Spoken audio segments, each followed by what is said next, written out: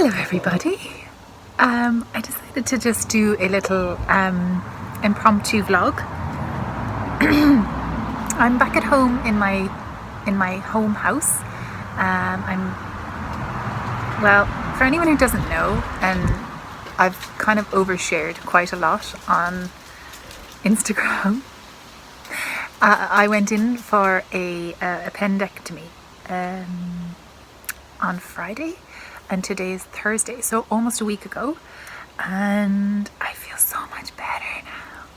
So it was about 10 days of grumbling around, and then I finally was pushed to the doctor, and then I was finally pushed into the surgical assessment unit, and then I went out, and then I went back in again a day later and went in for surgery. So everything is fine now. It'll just take me, a while to get better, I suppose.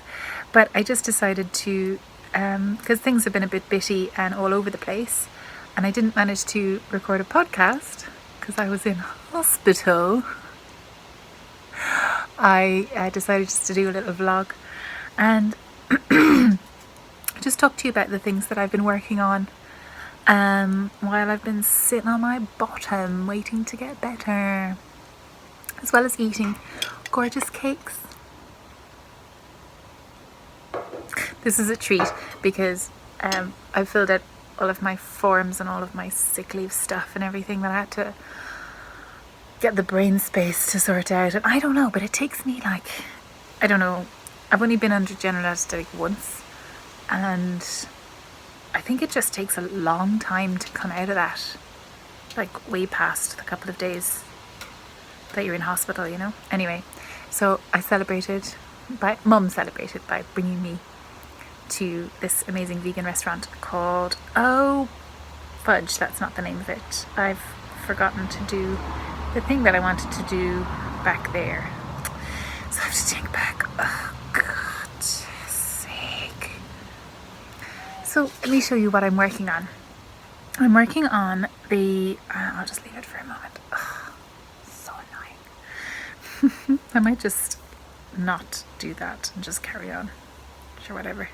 This is a kind of a makey-uppy top. It's based on the Summer on You pattern, which is a really lovely pattern on Ravelry, based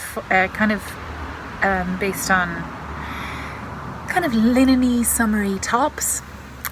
This is I feel like I haven't spoken long and for a while, but I'm fine. It's not it's just I haven't podcasted in a while. But this is linen yarn called Pascuali, I think in the Nepal colorway, in the Nepal base, and then there's 3 different colors. One is this grey, and I've used up that grey now. I'm onto this light blue, and then I'm doing this kind of, maybe I did it the wrong way around. Oh my gosh. No, is that right? Hang on. Wait. No, okay, phew. So these are my backup yarns in case I didn't have enough, and they're still going to be backup yarns. So it's this one and then this darker one. So I'm striping it down, and I'm really enjoying how these stripes are working out. I really like it. I'm kind of randomly striping. I thought I wouldn't have enough of the grey, so I started striping in, and then I realised I had loads more grey left, so I just kind of kept the stripes quite big in between, and then I ran out, which was fine, perfect. So I decided, because I only had 3 50-gram balls, which is 150 grams, and then this is slightly different weight, so I kind of don't want to use that. That's a different yarn. That's a 50% merino, 50% cotton, I think. Coast, I believe it's called. It was sent to me by Fatima. It's kind of the gift knit. Carmen, who is keeping me sane on Instagram, sent me the pattern for this, and my friend Laura sent me the wool. So it's all gifts. It's quite nice. It's quite a nice little. And I'm just drinking some green tea in my William and Kate mug. It's kind of a running joke because we're in Ireland, like the Republic of Ireland, and we don't really have the Queen. She doesn't really rule us, but What do you mean, Kate? You're so cute. I'm pretty harmless, I think. Anyway, so, yeah, so I cast on with a larger gauge because I wanted to use as much of the yarn as possible on a larger needle size and still get a top out of it. And I think it's definitely going to work because this is like one of the balls, 1 1/3 of the balls, you know, and it's already like a little crop top. So I'm going to have loads left. It's going to definitely be a nice little V-neck top. The only thing is, I was going on the second size and I think the armhole is a tiny bit small, but I'll stretch it, it'll be fine. Or give it to someone smaller than me. That's okay too. Yeah, so I really enjoy this, and I really like how the blue is kind of popping out of the grey. So I've been watching a lot of podcasts recently because I've had nothing else to do, and I started watching, what's her name? Now you forgive me, my brain is a little bit fried. Oh, something Mills, and the Anders Mill podcast. And she and Karen from Simply Stashless and a couple of other podcasts are holding the Summer Stripe Cal. So I think I'm going to try and enter this because I'm flying through it. And this is cotton, linen and nettle, so it's all vegan yarns, which makes me happy. I really do want to try and knit more with those. But I also am torn ethically. But environmentally, because I'm an environmental vegan really, wool is a really, really brilliant product with, you know, a lot of good things going for it. The only bad thing is that an animal's life is kind of meh. I know. One day I'll have my own sheep and I'll be able to mind it and love it and give it a haircut. Mr. Norris, do you want to say hello? Oh, he's so sleepy. He's been sleeping in the bushes. Oh, I don't know if I can lift you, Mr. Norris.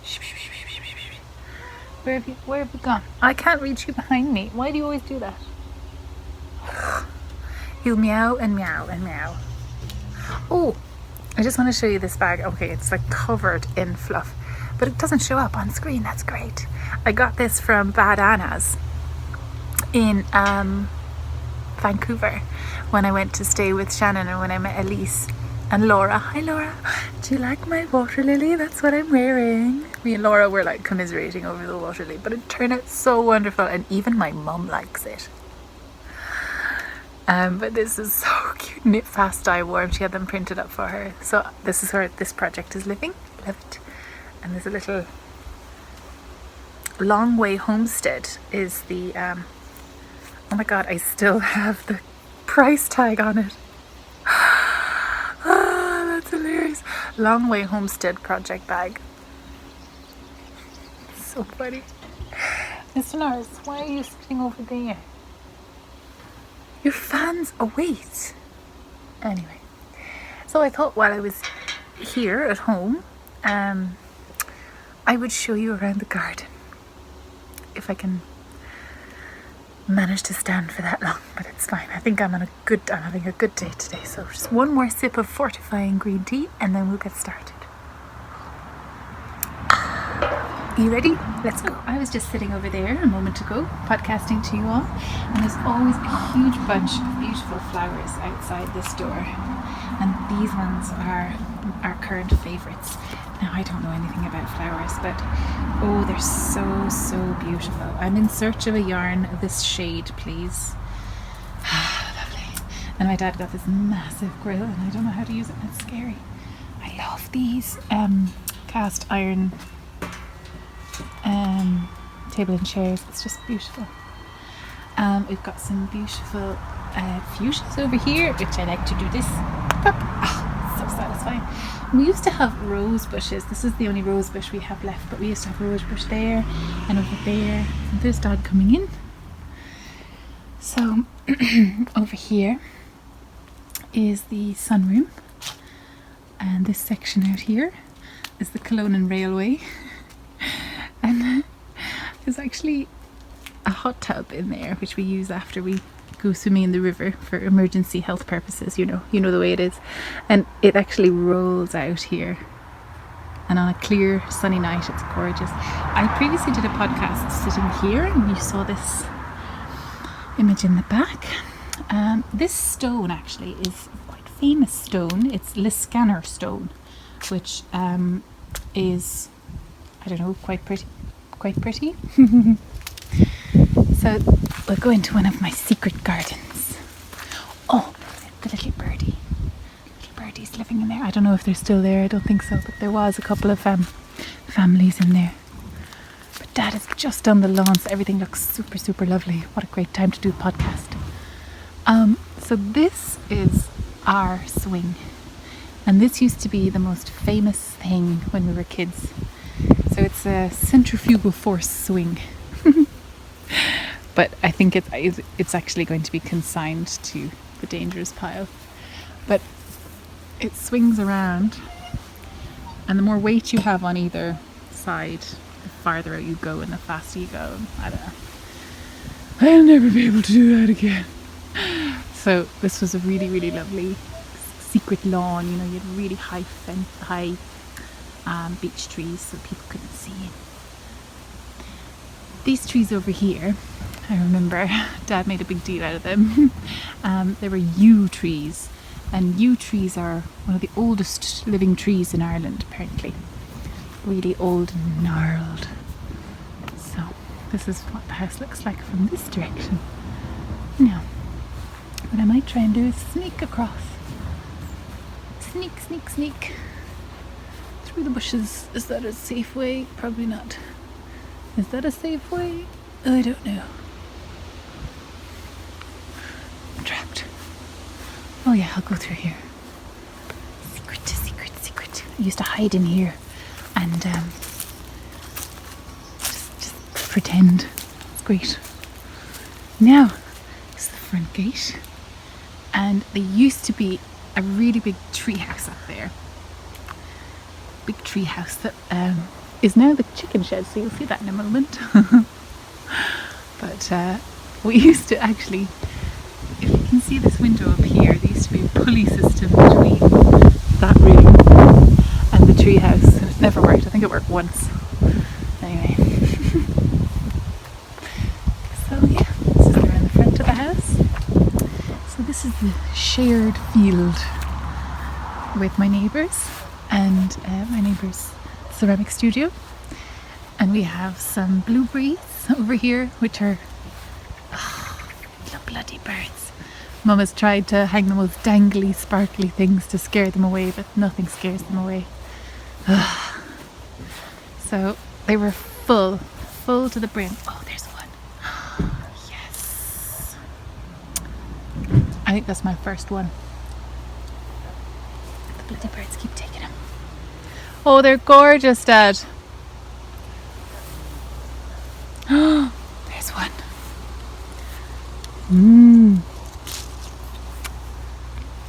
And good for you, antioxidants.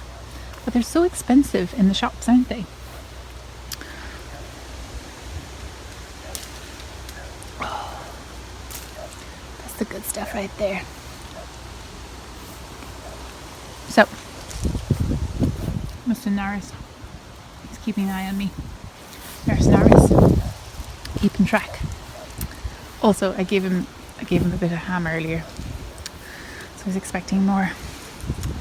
Cheeky bugger. Oh my god, I can't leave these alone. I better leave these alone quick. But the birds will get them if I don't, so delicious. So, miles and miles of nettles. I bet I could make tons of Rami Fibre if I had the stomach to do it. Oh, there's going to be tons of blackberries in there in a minute. Lovely. So this is like a big forest in the back, and I used to sneak in there, dream when I was younger. And this is the highly organised garden. which I don't know much about. I know, listeners, you probably know it all now. There's actually lots of wild rocket. Oh, Benny knows about it, yeah. Oh, that rocket's lovely. And parsley. I'm going to mention the things. Oh, look at all of these lovely tomatoes. Oh, they're delicious. Somebody else is watering them, probably my neighbour. She's so great. Oh, peppers. Look at the peppers. Wow, they're coming out lovely. Oh, we've got chilies there. Some beans. Oh my gosh, these are so delicious too. It's like just the dinner route. I'm not sure if I should leave these go red or just eat them all. We've got a ton of bindweed, as you can see. It's probably killed off everything. Oh well. Some basil. Don't know what they are. Rhubarb. Yum. They look like, oh, they're lettuces. Now they've gone to seed. Whoa. It's pretty intense. What's this? Oh, oh my gosh, is that coriander? What do you call it? Cilantro? Cilantro? Cilantro? Taste test. I don't know. I don't know what it is. Doesn't really taste like anything. Mint. A literal metric ton of mint. In Mr. Norris. And he likes to... If we can't find Mr. Norris, he's in here, hiding. Cozy. Warm. And then you call him and he hops out of here and he goes meow meow meow meow meow meow meow meow meow. It's the funniest thing. Oh, this is the old treehouse that we used to have, and it wasn't covered in corrugated stuff. It was beautifully painted, and Dad experimented with some wood burning. So now this whole chicken run, there's no chickens in it now. Like, look at the size of those nettle stalks. Like, they're taller than me, like way taller than me. I'll show you. Look, this is the height of them, and I'm 5'11". They're so tall. I think imagine the fibres I could get out of them. Sorry, it's a huge dragonfly. So, I don't know, maybe not this year, maybe next year I'll get in there and hack them down. I need a scythe. Oh, hello, dragonfly. I don't know if you can see it. Probably not. I can't even see it. Oh, it's so huge. Gorgeous. Now, Mr. Norris, are you going to show us one last bit of garden? Come on, let's show them. This is Mr. Norris's hangout. This is his food. And my dad made this incredible thing. It's like a covered place where you can put your washing. And this wall of ivy just makes me so happy. I want to make like a colour resist, like dye yarn, but like resist the dye with this kind of yellow. That would be so nice. Come on, Mr. Norris, let's show them. Oh, here is caught in the ivy. Oh, fudge. Okay. So, oh, look at that little bush. I haven't actually been here in ages. So, this is like a little meditation, Zen garden. And that's where Mr. Norris likes to sit and smell that branch. Yes. Look at this lovely bush. It's so full of stuff. And it's all bleached out now at this stage, but it's so huge. So it's this little meditation garden. We don't really go in here, Mr. Norris's palace, really. But I love this little gazebo. It's beautiful. But I'd say if you tried to sit on that, it would collapse. I remember coming out here to read once or twice. And so this tree here, it's a ginkgo balboa tree, I think. And this tree is, my dad would know the proper story, but apparently this tree has not changed genetically since before the dinosaurs or something. Like, it's as old as ferns, this type of tree. And it's kind of amazing that it's like basically perfect. in its structure, that it hasn't need to change in millions and millions of years. So it's pretty awesome. What do you think, Mr. Norris? And extra ice bucket. What do you think? I don't think he's very impressed. No. Oh, no. So I hope you've enjoyed the little tour around the garden. It's a pretty special place. It's lots full of memories and lots of plants, and it's a bit overgrown now. It's August and we haven't really had time to do a lot of stuff to it this year, so but it's still pretty and it's home. So I hope you enjoyed it, and I'll talk to you in a little bit.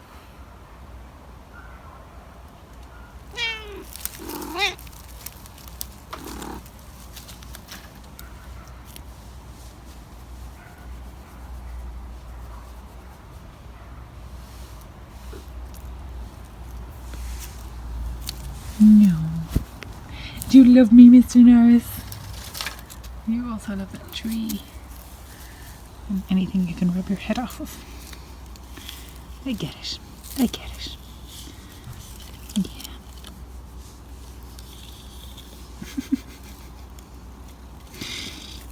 You've got everything stuck in your tail. You're such a fluff monster. What do you think about this?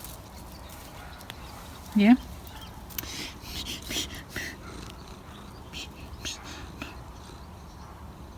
So pretty. Yeah. Okay. So the great thing about being sick is that if you can knit while you're sick, then you can knit while you're sick and you get lots done. And one of the things that I got done while I was in the hospital, actually I bound off in the hospital, was my handspun shawl. And I'll show you now. Just blocking it now on the roof of the convenient hot tub. So hopefully it should be dry soon. It's pretty, I mean it's drying already. So this is my makey-uppy pattern. And I've just ordered some blocking wires actually, because I want to block it a little bit more aggressively to open out this lace a little bit more. Sorry, speaking too fast. So this was my camel, alpaca and silk and that I hand spun, and this was just some alpaca on its own in the beautiful chocolate Indulgance colorway by Adagio Mills. And I just did a very simple cast on. I don't even think it was a garter to cast on. I think it was just a cast on, and then it was just a yarn over, one yarn over here, one yarn over either side of a center stitch, and one yarn over on this side every second row, and it just creates a triangle. And then I added some eyelets for interest, and that was pretty much it. I did start extending out a little bit. I did knit into the front and back for the corners, which is why they're a little bit, but I thought that the alpaca would get me a bit farther, but it didn't. That's okay. It's still quite pretty.